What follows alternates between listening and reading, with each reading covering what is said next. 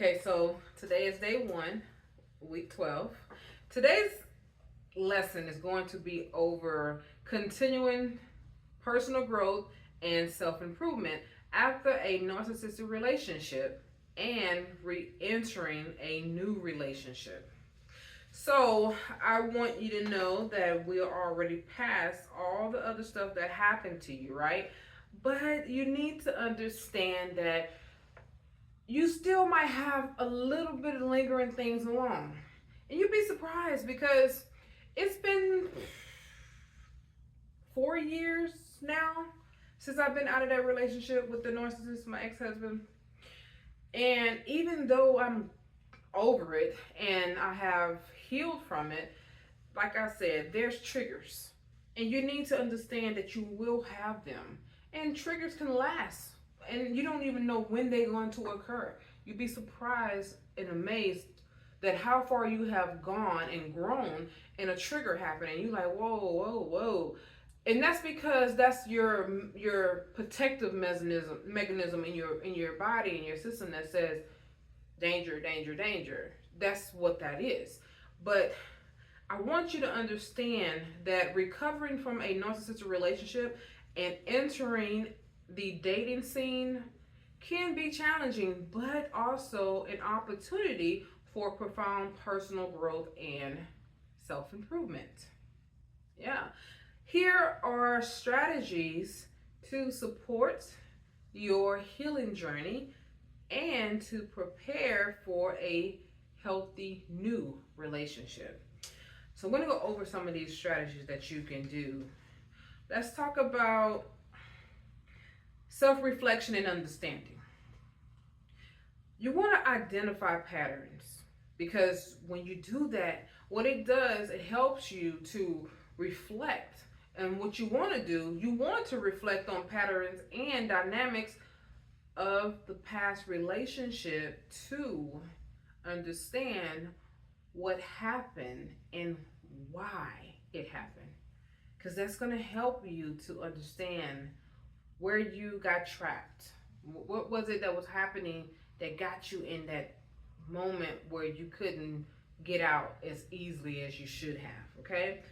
And that way you won't be so quick to do this again. Continue to learn about narcissism. You have to continue to educate yourself.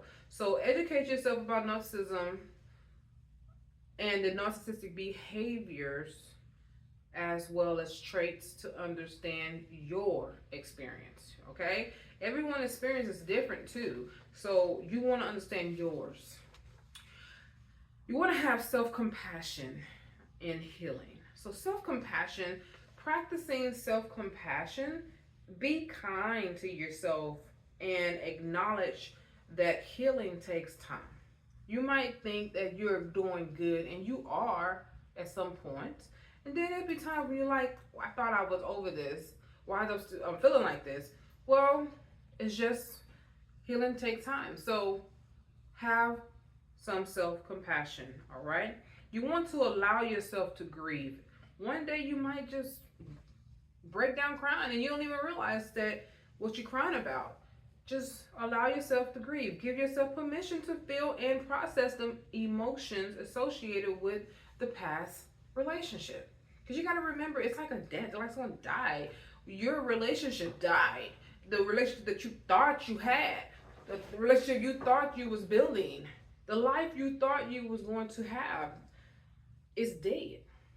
That part is what that person is. Don't mean that it's dead, period. It's just dead with that particular person. All right? So set boundaries. Continue to set boundaries. I'm going to tell you this over and over. That boundary setting is going to protect you. That is your protection. Set boundaries. Learn to say no. Practice setting and enforcing healthy boundaries to protect your well-being. Assert your needs, all right? Communicate your needs clearly and assertively in all your relationships, not just one person, but all of your relationships. You know, I talk about my mother periodically in this course. Now, I would probably say my first encounter with a narcissist was her, but I didn't know it because and when you're a child, you don't know nothing about all that stuff. You just know that your parents are controlling, some of them, not all of them. But my mother was, she was a controlling woman. And not only, but she did give us freedom too. So that's why I couldn't tell the difference between that. Because when I was growing up, my brother and I practically almost raised ourselves because we was at home a lot by ourselves. She went to work and she worked 2 jobs. So when she was at home, she was asleep. And during the time when she wasn't asleep, she was up fussing at us and all that. And I talk about that in that book. Now, I didn't talk about everything in that book, but I did share some moments that I had with her dealing with ex-boyfriends and stuff, and how she didn't like any of my exes. The only one that she happens to like is my current husband right now. And I am like surprised about that. And you would think all the years of my life she could have liked at least one of them. No, none of them, except for the one I'm with right now, who I'm married to today. And it's just part of that has to do with her upbringing, how she was raised, and what happened to her. My mama deflect a lot of herself on me. That's what it is. I'm gonna tell you the bottom line. She deflect a lot of her past life on me. Because there was times when she would talk about my dad, talking about how, because things didn't work out with her, that it won't work out with me. And that wasn't with my current husband, it was with other people that she would say that with. And I'm like, whatever, you can't do that to me. And I was determined to make a liar out of that situation. That was one reason why I stayed with my narcissistic ex-husband, because I knew she didn't like him. And yet I stayed with him just to kind of prove her wrong, when I really was hurting myself in that process, not her. I was hurting me. And I knew better, because if I wouldn't have been fighting with my mother about my ex-husband, I would have let that man go a long time ago. Being honest about that. That's why if you have children and your children end up dating somebody that you don't like, get out of it. They will leave that person a whole lot faster if you stay out of it. Because if you stay in it and try to break them up, they're going to cling to that person just to prove you wrong. And that happens a lot, especially with girls. So definitely, whatever you do, don't try to break any of your children up, or even your sister or someone you love in a relationship, best friend and all that. They're going to have to find their own way. Now, you can't offer them this class and then let them determine on their own if this is something that they want to do. So you want to also continue to get therapy. That's awesome. We talked about that several times throughout here. If you're dealing with trauma, you want to get with a therapist or a counselor who specializes in trauma, and that can help you with any type of building, any kind of coping mechanism, coping strategies that can help you cope with what you're going through. And your support group, don't forget about them. They still around, so continue to use them. Don't overuse them, but use them, all right? Build self-esteem. And you're going to build self-esteem by constantly reading the 365 Days of Mindfulness, your daily affirmation guide by Alayla Carroll. You can purchase a copy. I will also have a link in here, so you can purchase a copy of that, all right? And for those of you who are taking the class, you already have the PDF form, okay? So what it does, it helps you to rebuild your self-esteem and your self-worth. Mindfulness and self-care. Constantly be mindful of your everyday situation. Stay in the moment, because you could be doing something that is awesome and your mind drift off to la la land and you're not here, or your mind drift off to what happened to you in the past, and then you like reacting in the present based off of something that ain't happened or that's not happening anymore. So you definitely want to stay in the moment. So continue to engage in mindfulness practices such as meditation, yoga, or any type of grounding techniques that will keep you in the present. And self-care routines. We're going to talk about self-care routine. I'm going to talk about long-term self-care. We talked about it before, but this time I'm going to talk about ongoing, something that you can do every day and that will follow you for the rest of your life, all right? And we're going to talk about emotional, physical, and your mental well-being activities, things that you can do.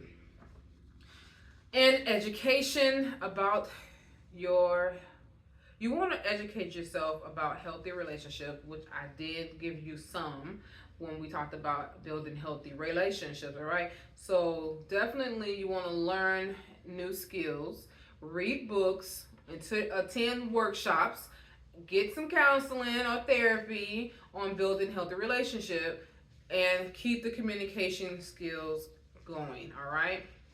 So you also want to understand red flags, continue to understand them and be on the watch for them. Be vigilant when it comes to red flags. Recognize them, and also any type of potential partner that you have, pay attention to red flags. Because most of the time, people will show you who they really are in the beginning of a relationship, even though they're doing the representative of themselves. That representative is the one that's in front of you. They still have a way of showing their real true selves, and it usually happens when you least expect it. When you just like get surprised about something, like, oh my, I didn't know he had that in him, or she had that in her. Well, that is them. It's not they have it in them, that's them. And you just didn't know it yet. Now you're finding it out. So pay attention to the red flags, all right? And any unhealthy patterns like codependency, they keep calling you when you told them that you're not going to be available, and yet they still calling you. Or you gave them a set time to call you and they overstepping your boundaries, all right? Those type of things. Now let's talk about re-entering a new relationship. When you are re-entering a new relationship, take your time. This is so important for all of us. Take your time. You want to move at your own pace, not at the pace of the person. They might want to rush you, but there's no rush to re-enter a relationship. Take the time that you need when you know that you feel ready to re-enter it. If you don't feel ready, don't be like, well, we was always together. That's a red flag. Why are y'all always together? You weren't always together before you met this person. So what were they doing before they met you? What were you doing before you met them? Why do you have to always be together now? That is codependency. You are developing codependency to where when it's time for you to go and be with your friends or go out of town without them, now they're going to feel some kind of way, like you don't want me around, or they're going to try to engage and figure out how they can insert themselves into it, or you're going to be the one that's inserting them into it when they shouldn't be there.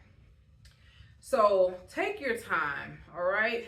Take the time that you need to feel ready. Trust your instincts. Trust your instincts, okay? Listen to your intuition and don't ignore any certain red flags. Any type of concerns you have, you need to address them right away.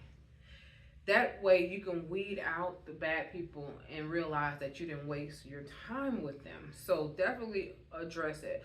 Be open and honest, okay? Have open and honest communication with your potential. Maybe when you go on a date with somebody and y'all go on a date for the very first time, be prepared to ask series of questions. They might feel like they had a job interview, but I'm gonna tell you, it's easy to talk to them without it feeling like they're being interviewed.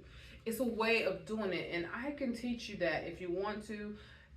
I would do this as a class, but I don't want to. What I want to do is have you sign up for one-on-one coaching with me, and then we can talk about what you want, because everyone wants things differently, and we can talk about what you're looking for and what you want in your new boo, and we can discuss how to talk and have those type of questions for them when you go on a date. No, you're not going to have a piece of paper out on a date reading it to them and saying, hey, so what do you like to do for your spare time? No, you're just going to remember these things to ask. So you're not going to ask questions down a line, a list of things. You're just going to ask key questions just to get the answer, because you don't want to ask too many questions at once, because if you do, you're going to forget their answer.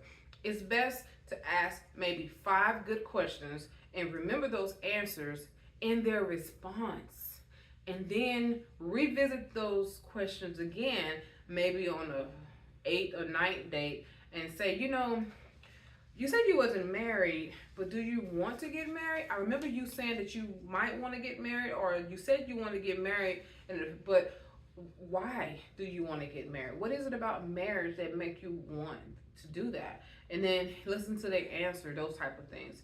And we'll go through that later. Well, if you sign up for one-on-one coaching and you want to know about it, then we'll go over that. So, also, you want to be transparent. Communicate openly and honestly with your new partner about your past experiences and current needs. I have a podcast that I talk to my that I talk to my current husband about, what make us work. So I asked my husband, what make us work?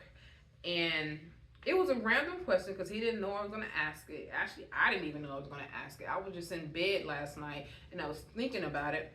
And so I just said, you know what? See, I'm at the hotel, as you can see. I'm out working, and he's also working as well. He's doing some basketball training in Philadelphia or whatever.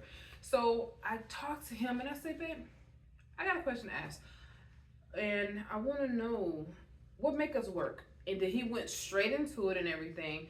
And if you want to hear it, you can go on podcast and listen to it. So what he was saying to me, he went into a bunch of things. But one of the things that really stood out to me was how he talked about how he was fascinated or inspired or something like that about how strong I was dealing with my ex-husband, because we was going through a divorce, and how I handled that situation of going through a divorce with my ex-husband and everything. And he was like, the way you handled it, it was just like you were so strong in that. And I made sure that my husband now, which he wasn't my husband at the time, I made sure that he wasn't affected by him.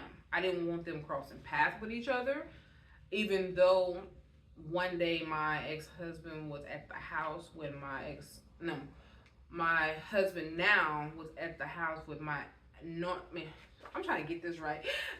My husband now was at my house when my ex-husband showed up with some flowers, and he left the flowers on the stairs. And I saw it through the camera because I have, like I said, I got cameras everywhere, but this is a whole different house. But at that particular home, I had cameras there too, and I could see him coming up on the stairs with these flowers in his hand. And my husband now, he called me and he said, your ex just showed up. And at this particular time, I wasn't divorced yet. We was actually in the process of divorce. I had already filed the divorce papers, but I wasn't divorced yet. And he was like, what do you want me to do? I said, don't answer that door. He don't need to know you there. And that y'all two would get into a fight. I don't want that. And not only that, my current husband carried a gun, and I didn't want no one getting shot behind some silly stuff. So just leave the door closed. He don't have a key because I changed the locks. And if he happened to try to come in, just call the police and he'll be escorted out, because he don't live there anymore. And I let the people know at the office about our current situation. And so he wasn't even supposed to be on the premises. Matter of fact, he was trespassing. He wasn't even supposed to be on the premises. And I did bring that to his attention after he had left. And I'm like, you are at my house. I'm not even there. And you got them old raggedy flowers out there. I'm going to let you know right now, they're going in the trash. But at the same time, you're not supposed to be on the premises. The people at the office are aware of what you did. So if they see you, you will be arrested on the spot. And he never came back. So that's just what it is, how I handled that situation. And no, he never came back. Actually, I think that was the last time I saw him. But anyways, everyone is not fortunate like that. So I just want you to understand that when you are talking to your potential boo, have that conversation, because they need to be aware of the situation. Don't put them in any harm's way. Don't put them in danger. That is the worst thing you can ever do, is put someone who don't have anything to do with your situation to get hurt because of your situation. So please let them know and be aware. And you want to ask questions. So don't be afraid to ask questions and discuss important topics early. how's your credit? Yeah, we're gonna talk about credit. What is your credit like? Hey, this is what happened to me. So when I was with when I first started dating my current husband, I knew my credit was jacked up. I knew that because my ex-husband had blown my credit. And with that being said, I had to let him know there's certain things I'm not gonna be able to get right now or do right now. And he was like, you know what? Don't worry about it. I got a house. It's paid for, so you ain't got to worry about that. You got your transportation, and not just that. If you need help, I can help you. And he was like, I got good credit. You don't have to worry about that. And I was like, wow, totally opposite what I was dealing with. Totally opposite. Wow. Anyway, so you want to establish healthy boundaries. We talked about that. So set clear boundaries. Define and communicate your boundaries early in the relationship. They need to know it up front. Don't let them stumble across your boundaries after they have done something to cross it. They need to know it before it happens so that way it won't happen. And if it happens, they did it intentionally knowing your boundaries. So respect each other. We want to ensure that both partners respect and honor each other's boundaries.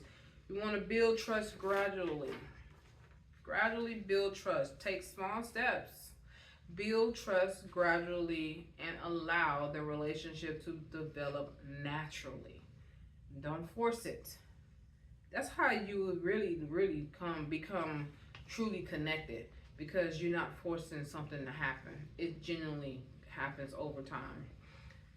And look for consistency in words as well as actions as signs for reliability. Person tells you you're going to do something, see if they actually do it. If they don't and come up with an excuse instead of an apology, then something's wrong with that. They're not a person of their word. If they say something and it doesn't align with their action, that's another problem. And if they come up with an excuse instead of an apology and then explain to you, and I ain't talking about excuses, I'm talking about explaining. Like, look, this happened and I really was trying to make sure, and instead I couldn't. And I'm so sorry for this happening. That's them explaining and apologizing. But if they're like, hey, I was gonna do it, but my money ran short, I'm broke, I ain't got no money, but hey, do you have it? Now they're making excuses to not do their part when they really said they was, instead of apologizing. And you want to practice self-awareness, so stay mindful. Be aware of your emotional reaction and triggers. Please excuse that. These people right here. So you want to definitely be aware of your own emotional reactions and triggers. You want to reflect on how past experiences have influenced your current behavior. So self-regulation, you want to practice self-regulating techniques to manage anxiety and maintain healthy balance. You can get it out. Healthy balance. All right. So let's keep going. Seek mutual respect and support. Whatever it is that you want, you must be able to do the same. All right. So you want to have mutual respect. Ensure that there is mutual respect, support, and understanding in the relationship. I don't know why people drive like that. That is so annoying to me, because you ain't going nowhere. Just making a lot of noise. So anyways, physical safety. Always prioritize your safety, your physical safety, and your well-being. It got to happen. That is number one. You don't feel safe, move around constantly. That's something that has to keep happening.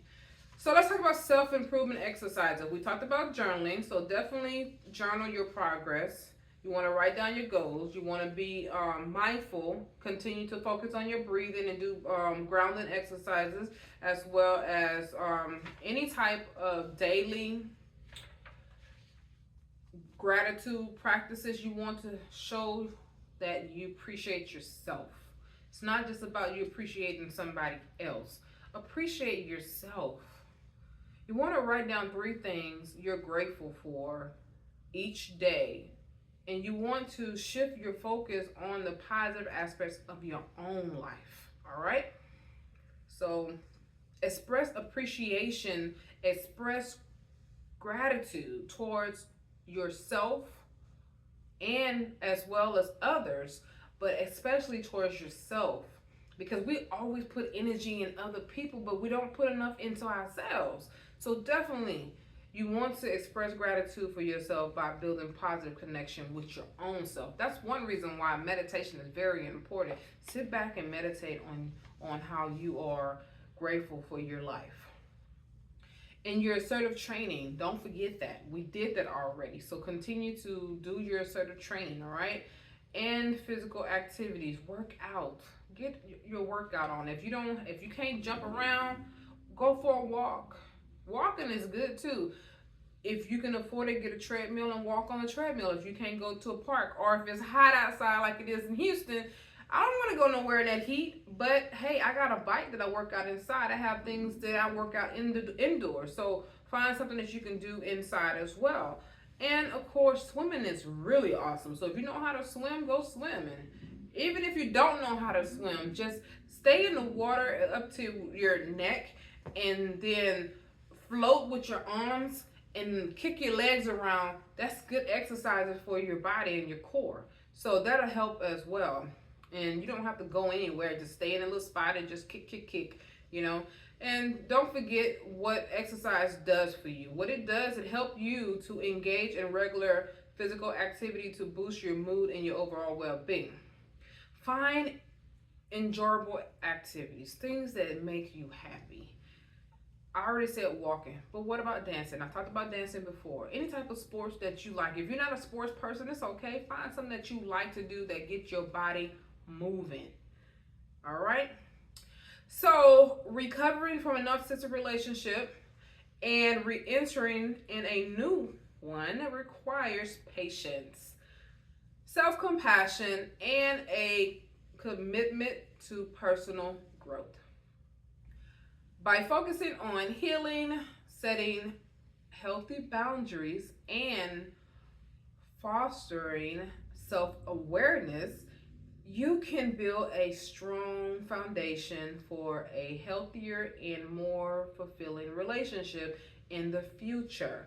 Remember, the journey to self-improvement is ongoing. And every step you take brings you closer to a better version of yourself and a more positive experience. That ends day 1 of week 12.